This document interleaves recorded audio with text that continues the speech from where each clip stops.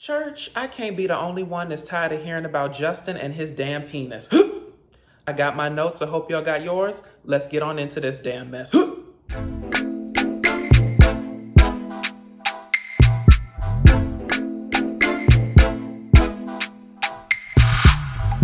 All right, y'all, so jumping right on into our hot topics, our couples are going to Mexico, baby. Viva la Mexico. Now, listen, I knew that it was going to have to be someplace close to the United States, right? Because even though COVID is a bit more under control, it's still raging rampant out there, okay? So I was like, if last season with the COVID stuff raging, they sent them to Puerto Rico, I said it would either have to be Mexico or perhaps Hawaii, right? So I think I was half right by saying Mexico. So good for them for going to Mexico. You can have a really good time in Mexico. I've only been to Mexico one time, but I really did. I had a great time. I went to this resort called Me by Malia. So y'all check it out. I don't even know if it's still there, but it was a timeshare that my parents had to get out of. So you know what? Wait, don't go to Me by Malia because, baby, I don't know if they're going to try to lock y'all into a timeshare too. So moving on.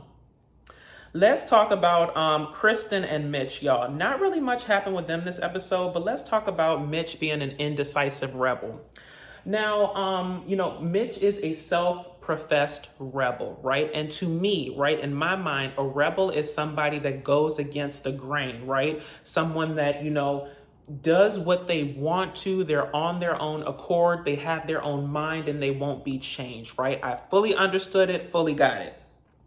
The thing I can't take, though, okay, is just because you're a rebel in your environmental life, Mitch, does not mean that you got to be a rebel in your day-to-day life, okay? Baby, we are in season 15 of Married at First Sight, okay? Everybody knows they finna send you a basket with all the damn couple accoutrements, okay, baby? You're gonna have the cups, the mugs, maybe a poster, the t-shirts, the hats, all the cute couple stuff, and you are supposed to wear them because you're all enamored with each other, and it's all this, lovey-dovey feelings, okay? The damn basket comes, the first thing out of Mitch's mouth, I don't want to wear this, I don't know if I want to wear this. Let me tell you something. I'm glad Krysten got a very level head, okay, because I don't know if I could have been that calm because he started to already get on my nerves with all this damn environmental stuff. Like, I understand that we saving the planet, but we don't have to do it every single minute of every single day. But that's besides the point.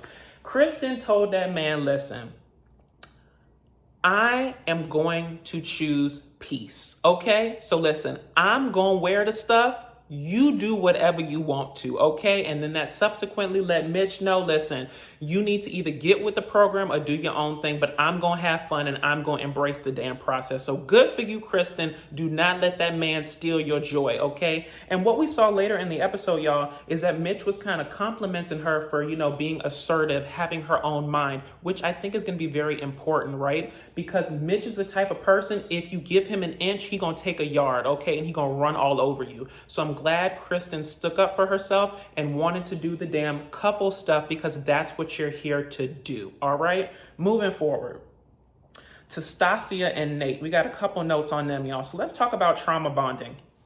Now, I'm a big fan, not a big fan, but, we are a nation and a world of people that have been through things, okay? And sometimes it's great to find those sort of commonalities in your partner, right?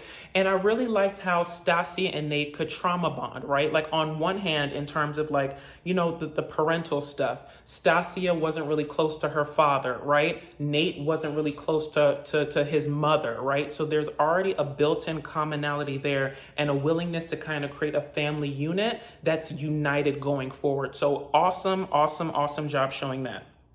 In terms of the the parents not being there, in terms of Stacia's dad and Nate's mom, I think that, in the general society, we're used to not seeing fathers being there. I'm not saying it's right. I'm just saying that it's more commonplace to be shown, right? But the thing that I couldn't get, baby, is that it's Nate's mama that wasn't really claiming him and trying to be in his life, okay? Like, conceptually, I could not understand how you have a baby inside of you for 9 months, right? You care for it. You get it to the point where it's time to come out. You push a whole bowling ball out your coochie and then you just chuck up the deuces. Like, what is that, right? So, I think it was good for Nate to talk about it because, like I said before, it's so commonplace for like the fathers not to be there and whatnot. And once again, I'm not saying it's right. I'm just saying that in the general society, that's what we see 9 times out of 10. And so it was interesting to see the other side of that dynamic in terms of the mother not being there and the father being the primary person in the child's life. So really, really nice to see. And I hope that, binds them together going forward. Now let's talk about the whole notion of them being stubborn moguls. Y'all, when they sat down with each other's families, the families were basically just saying that they hope that they don't eat each other alive in terms of their drive, right? Like you have to leave time for your partner.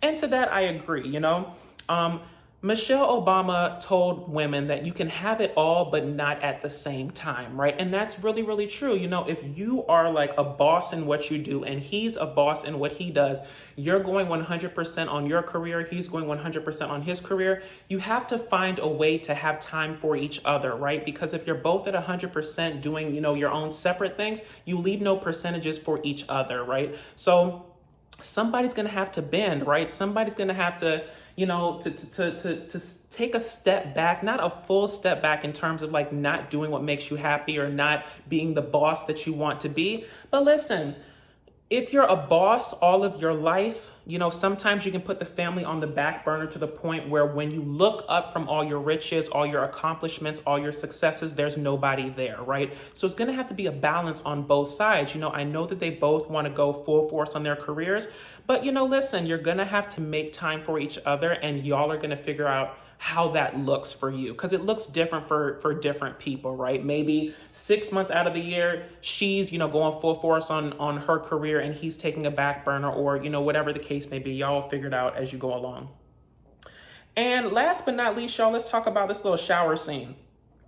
Y'all, I like the shower scene, okay? And I don't mean to be a Debbie Downer, but is it me or were y'all watching the shower scene like, how does the logistics of this work? Okay, because listen, I'm all for, being enamored with your significant other and getting hot and heavy down to the shower and having a good old time, okay? But in my mind, okay, from the little cuts they did some very, tricky editing, right? But from what you could see, it looked like, Nate had on underwear and it looked like Stacia had on some underwear too, okay? So I'm trying to figure out how hot and heavy is this? Is this like y'all get in the shower and have fun? Go. And like the camera is right here because the camera was so close, unless they're further away where it's not awkward. Like to me, I don't know if I could just like, perform or get hot and heavy with somebody with a camera in my damn face. So I understand that this is a show and there's a production aspect to it, right? But sometimes when watching it, I come out of the whole viewership thing and I'm into the production aspect of it and also into like the interpersonal aspect. And I'm just like, yo,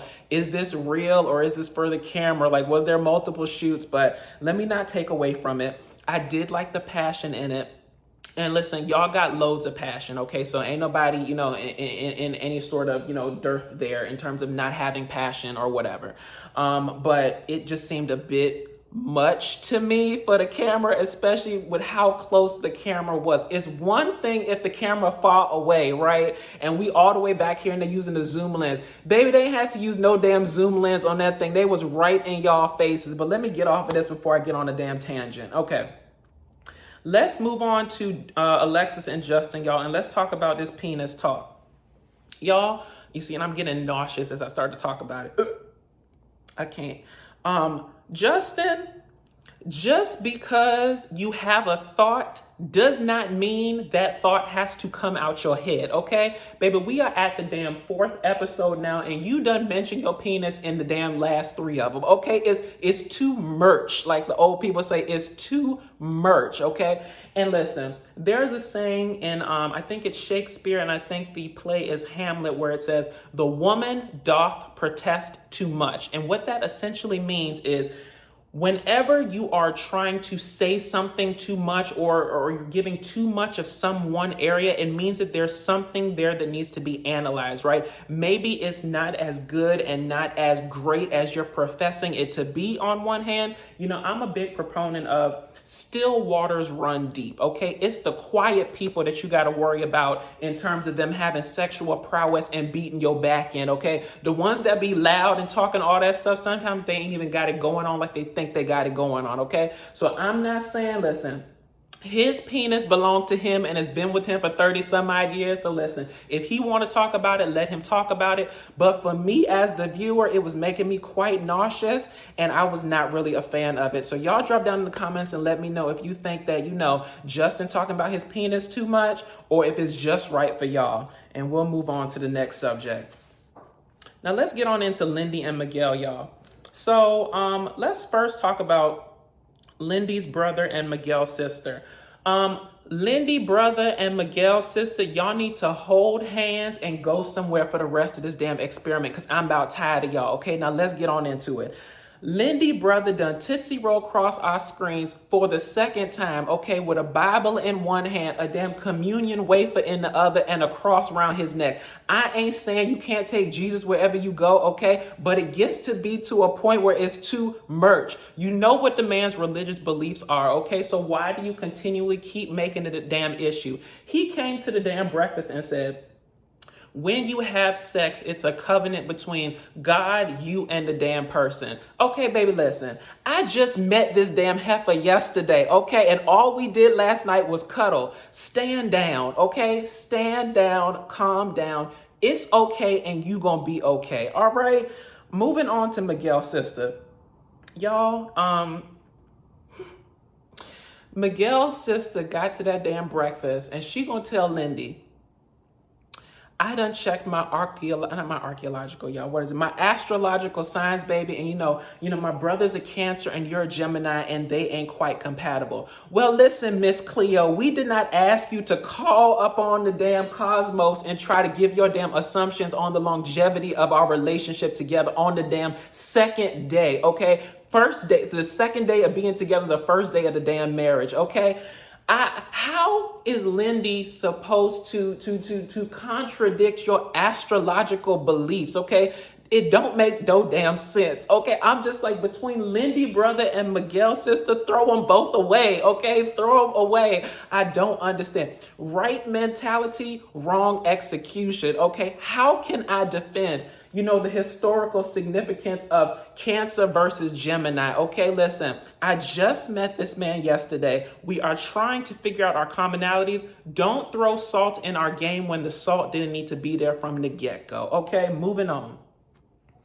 But one thing I did like that Miguel's sister brought up is this whole loan repayment situation. Y'all listen. I think for me, the problem was the cognitive dissonance of the situation, right? Lindy said, want to be forthright in terms of, I have loans, right? I have a lot of loans from, trying to become this doctor and XYZ, right? But in going with that, I'm at a point in my life where I want to travel and have fun and relax. The cognitive dissonance of those two statements, baby, it don't make no damn sense, okay? Because if you got these damn loans, these student loans that need to be repaid, you got a mountain full of loans, they've been causing you all sorts of stress, struggles, and strife, baby. You done cried about them. And on the other hand, you spent all this time being this doctor and now you want to relax, chill, put up your feet on an X-skate beat and just kick it, okay? It don't make sense. Okay, so listen, my brain was having problems with it just like Miguel's sister brain was having problems with it. Because if you don't take this damn education and Tootsie Roll yourself down to that damn hospital, research center, or whatever to earn the damn money to pay these damn student loans back, we gonna have a problem. Now, y'all drop down in the comments and let me know how student loans work when you get married to somebody. In my mind, student loans, they always stay with the person, right? It's not something that can be transferred in terms of marriage. I don't think it is. But y'all drop down in the comments and let me know the specifics.